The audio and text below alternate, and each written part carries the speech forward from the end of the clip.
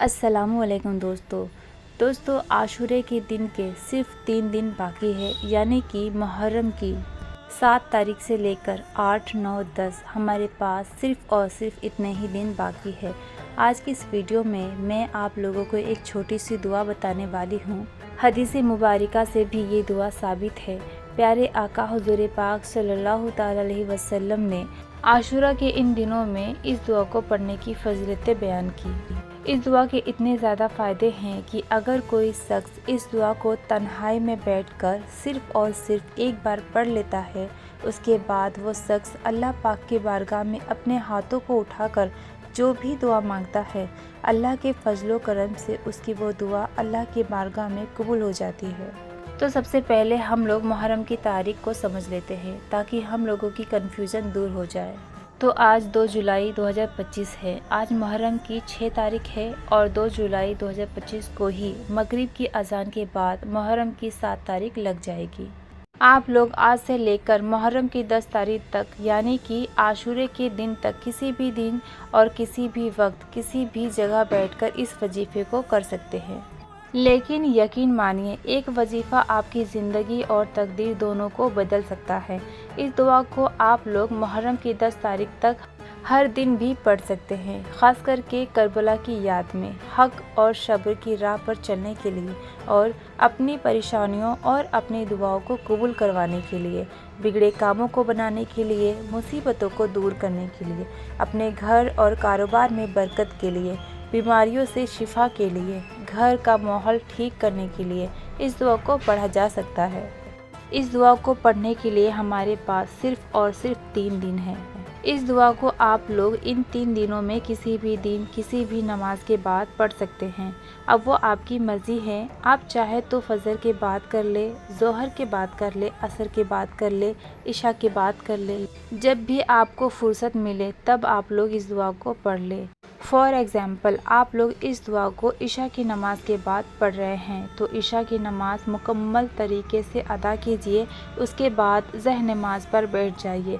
ज़हर नमाज पर बैठ जाने के बाद आप लोग सबसे पहले 3 मरतबा शुरू में दरूद पाक पढ़िए। दरूद पाक जो भी आपको याद हो वो आप पढ़ सकते हैं। यहाँ पर आप लोग खली सल्लल्लाहु ताला अलैहि वसल्लम भी पढ़ सकते हैं, ये भी एक दरूद पाक है। उसके बाद ये दुआ जो आप लोगों को स्क्रीन पर नज़र आ रही है वो पढ़ लें। बहुत ही छोटी सी दुआ है, ध्यान से पढ़ लीजिए। अब मैं आप लोगों को इसका तर्जुमा भी बता देती हूँ। कम से कम हमें पता होना चाहिए कि हम लोग जो दुआ पढ़ रहे हैं उसका मतलब क्या है। या अल्लाह, मुझे हुसैन रज़ी अल्लाह ताला अन्हो के गिरोह में शामिल फरमा और यजीद के गिरोह से दूर रख। दुआ आप लोगों के स्क्रीन पर हिंदी, इंग्लिश, अरबी तीनों ज़ुबान में है। आप लोग इस दुआ का स्क्रीनशॉट ले लीजिए।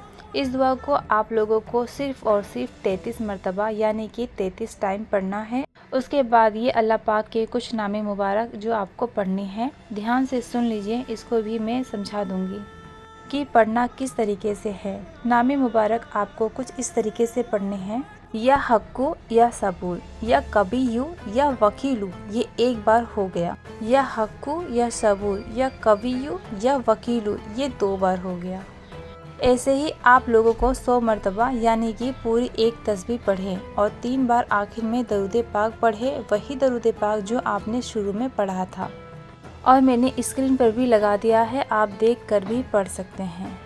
अब यहाँ पर आप लोग अल्लाह पाक से हाथ उठाकर अपने नेक और जायज़ मकसद के लिए दुआएं मांगे।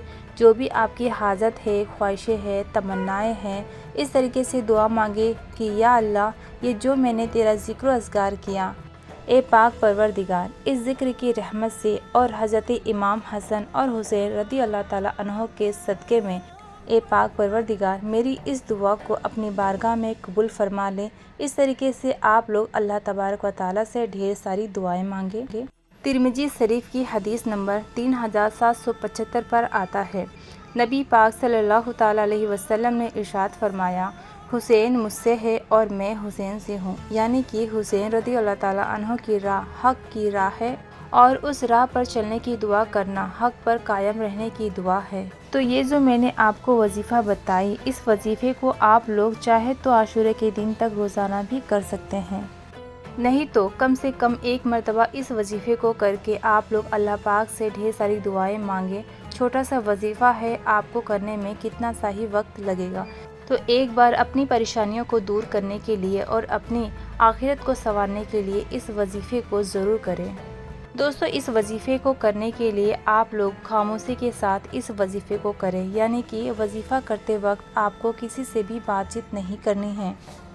اور ہاں دوستو، اس وظیفے کا ذکر آپ کو کسی کے سامنے بھی نہیں کرنا ہے، یعنی کہ یہ ایک راز ہے جو آپ لوگ صرف اور صرف اللہ پاک کو راضی کرنے کے لیے کر رہے ہیں، تو یہ راز صرف اور صرف آپ کے اور اللہ کے بیچ میں رہنی چاہیے۔ تو دوستو، امید کرتی ہوں آج کی ہماری ویڈیو آپ کو پسند آئی ہوگی، تو ویڈیو کو لائک اور شیئر کریں۔ چینل پر پہلی بار آئے ہیں تو چینل کو ضرور سبسکرائب کریں، اور خاص کر کے دوستو اس ویڈیو کو زیادہ سے زیادہ شیئر کریں، کیونکہ دوستو ہمارے پاس زیادہ ٹائم نہیں ہے، صرف 3 دن کا ٹائم ہے، تو زیادہ سے زیادہ شیئر کریں۔ پھر ملیں گے اگلی ویڈیو میں، ابھی کے لیے السلام علیکم، اللہ حافظ۔